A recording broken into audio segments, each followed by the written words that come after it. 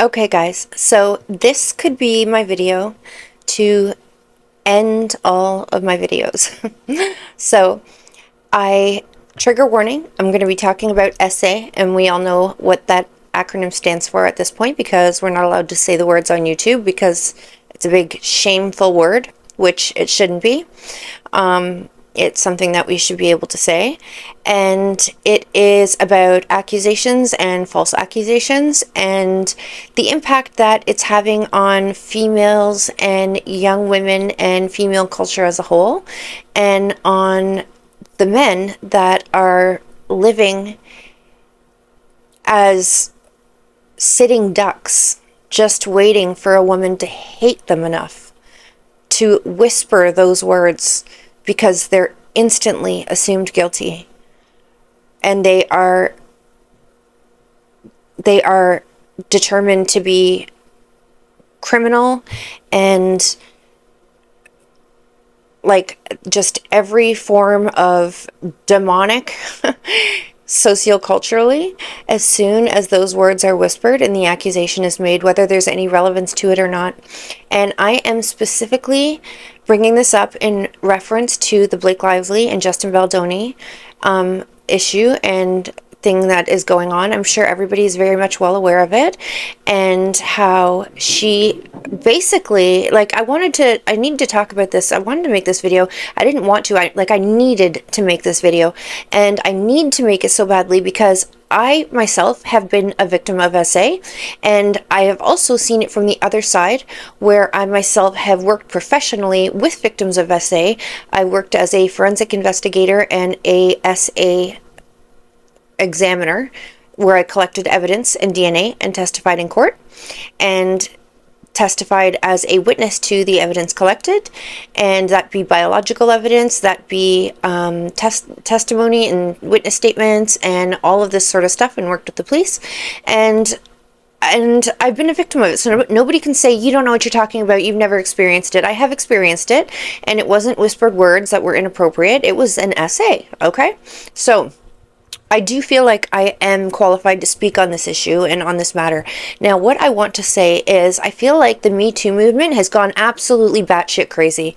It's gone from a really good and positive message to being turned into a weapon. We have weaponized Me Too, and I want women to do better. We need to do better as a gender, and not demasculinize and put the other, our opposing gender, in terror and in fear of even saying the wrong thing, because women have become confused, okay? And they've become confused between the difference between what is appropriate and inappropriate, and what is SA or harassment and what is not. And they're beginning to call things that may be an inappropriate comment or statement, they're beginning to refer to that as harassment, okay? Once a gentleman or a man, whether it is true or not, is accused of harassment or SA, whether the process is followed through on and they are taken through the criminal justice system and prosecuted to the fullest extent of the law, which I believe they should be, should these accusations be true. And if this has happened to you, you absolutely should come forward, but everyone has to do what's best for them. But at the point where they're accused, that is the end of it. Their life is over. They are never going to be able to regain the status, the confidence, the emotional stability, their anything to do with their personality is going to change. Their perception by the public and by their coworkers and their colleagues and their family, even if people know that it's truly not true, it still puts doubt in the minds of others, okay? So these are words that you cannot take back.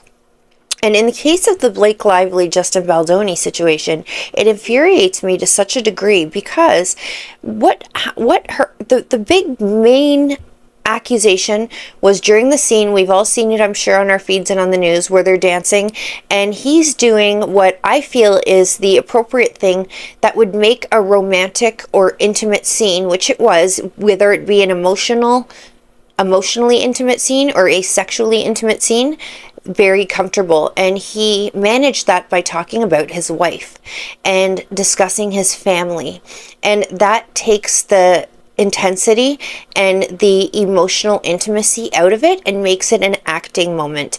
And he did that, and very smart, the mics were on and caught, because what she made it sound like is she made it sound like she was abused. Okay? Big accusation to make there. I thank the Lord every day he had that mic rolling, and I pray for the men, and I feel terrible for the men every day who are accused of things that don't happen to have a camera and mic rolling to back up the context of what was said, and the context of when and where and how it was said, and what was being discussed at the time, because it's all about contextualizing situations and circumstances that make things either appropriate or inappropriate, or harassment or not harassment, or essay or not essay. Okay? And the big problem that I'm also seeing come from this is that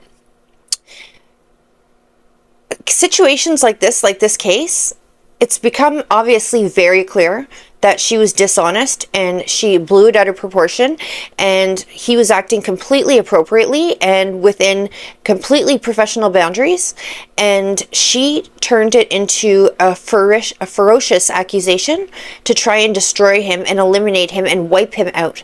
And I feel that this Me Too culture has grown to the point where women or men can use these accusations to just eliminate someone and wipe them out, should they decide that they don't like that person, or they feel uncomfortable around that person for some reason or another, or they feel that person's inappropriate.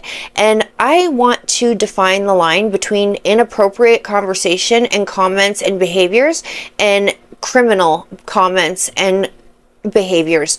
Criminal is harassment. Criminal is SA. Inappropriate is not criminal. It's a social weakness. And there are ways to manage that. And the way to manage that is to not turn it into something that it isn't, because you don't know how to manage it. What women need to do, or men, or anyone who feels the need to report or accuse somebody of this more ferocious act when really they've just said something that made them feel uncomfortable, is to educate themselves on how to draw boundaries and how to communicate effectively. You need to learn stronger skills in communication, and that will enable you and empower you to set boundaries and to allow someone the grace of knowing that their comments and their behavior makes you feel uncomfortable without destroying their absolute life. The second thing this does is this takes away from the validity and the social conceptual validity of people who have actually been affected by true SA and true sexual harassment, okay? Because it is a real thing. It is quite common. It happens frequently. And I have worked in multiple situations with all different types of people from different ages, cultural backgrounds, different genders, different everything, different education levels, and nobody is above or below this. It can happen to anybody. And these people are prosecuted to the fullest extent of the law, and they deserve to be so.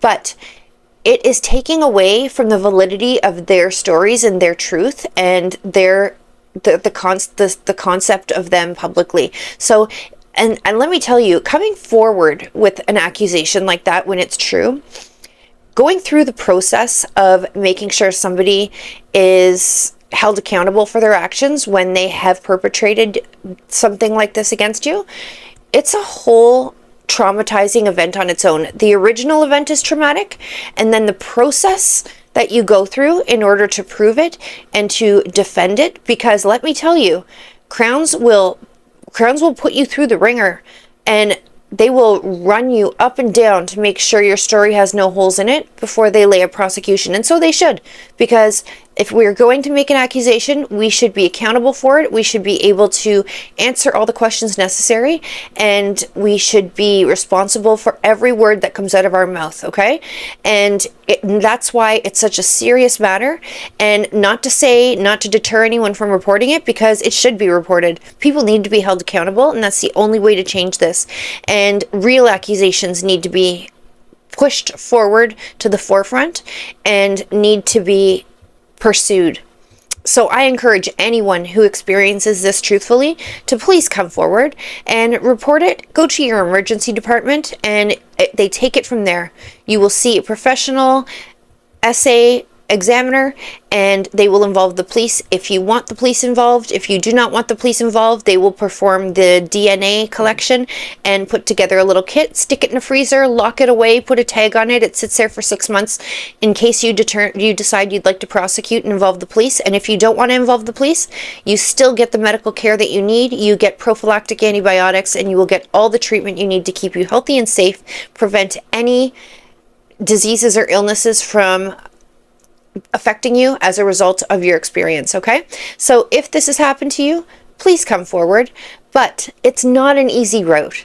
It's not the easy route. It's really tough, and it is traumatizing on its own. So I commend any woman who has ever come forward and reported it in a truthful manner and really spoke up in their own defense and made sure somebody was held accountable.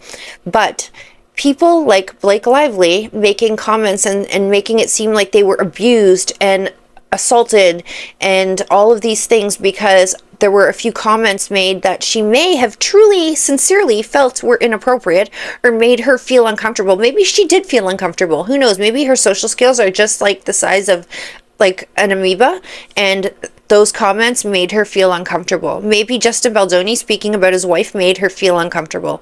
Who knows? It's subjective, okay? What makes people uncomfortable. But in her doing that and her portraying it as an assault and making him look like a bad guy, having to be separated from her because she didn't feel safe physically and comfortable in his presence, so he had to watch the premiere of his own movie in the basement with his family, making him out to be such a villain because of her level of discomfort, really takes away from the severity of what real SA and real harassment is. And that's all this video is about. I want women to be conscious of what they are saying. And if you feel truly like you have been abused or harassed, and you reflect upon it, and it's basically come from someone else's just inappropriate commentary or maybe inappropriate comments, you need to take a look in the mirror and wonder why that has triggered you so significantly. You need to look back at your life.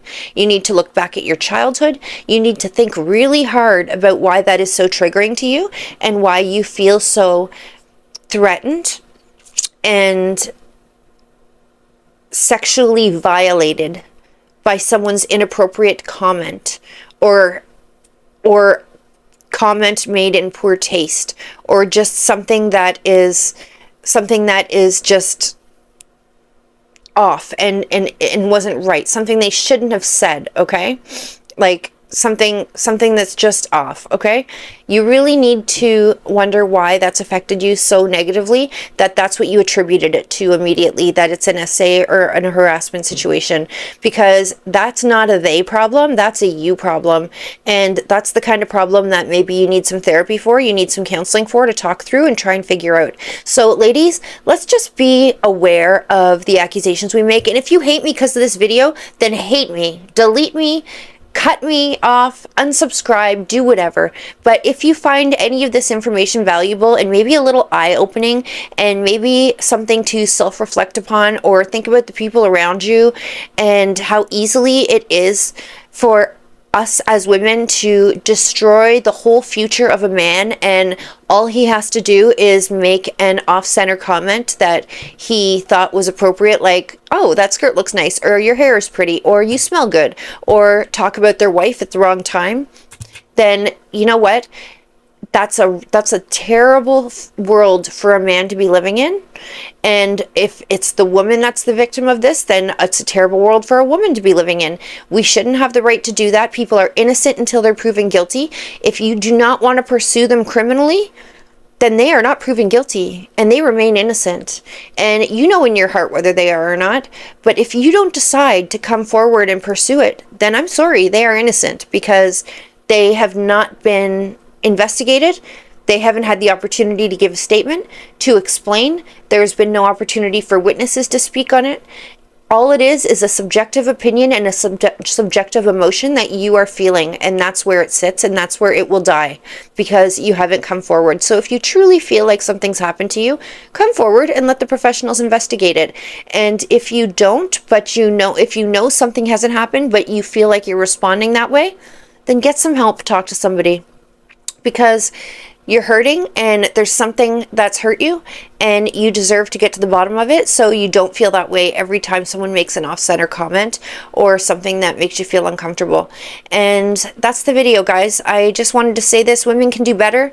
Blake Lively makes women, it gives a really foul taste in my mouth and makes me a little sick for the true victims of SA and harassment, because it really does, what it's going to do is it's going to devalue when true accusations are made in the public. It's going to devalue how serious it is and how hard it is for a woman or a man to come forward when they've had this experience. It's going to make it seem so nonchalant and so like just something that people roll their eyes at, because it's just another accusation. And she's done this. She has devalued the severity and the significance of when someone is truly a victim. And I really pray and hope for strength and empowerment for all true victims of any of these crimes. And for those who feel as though they've been victimized, I have the same emotions and feelings for you, and I really wish you the best. But if you really look at it and you know that you haven't been victimized, but you are the victim of somebody being inappropriate or just making an offside comment, really take that opportunity to look at yourself and make yourself a better woman and make yourself a better person and more whole and less vulnerable. Make yourself less vulnerable, and do that by getting yourself some help. Because ladies, coming forward after a significant assault or a significant event where you've been harassed by somebody in that manner is really hard. It's a real challenge, and it is a trauma like no other on its own. It's re-traumatizing, and it's a new trauma on top of that. And it's almost more challenging to get through than the original assault itself in most cases. I can tell you that. And I can tell you that from a personal and a professional standpoint, because I've been the professional person on the other side, and I've watched the impact that my questions and my investigations and the things I've needed to do to collect evidence, the impact it's had on women and men, and how it's affected them and impacted them. And it's significant, it's severe, and it's nothing to roll your eyes at. It's not a comment about the smell of someone's hair or about someone making them uncomfortable. It's trauma. It's traumatizing, and they are the strongest people that I've encountered. So that's it, ladies. Let's do better, and let's spread the word. Let's talk to other ladies. Let's let it be known that we're not going to stand up and support women who take advantage of this ability that God knows how we were given it to be able to tear a man to pieces or a woman, because we feel and we have an inability to process inappropriateness, and some of us, not all of us, may subjectively decide that it's a harassment situation or an assault situation when it absolutely isn't.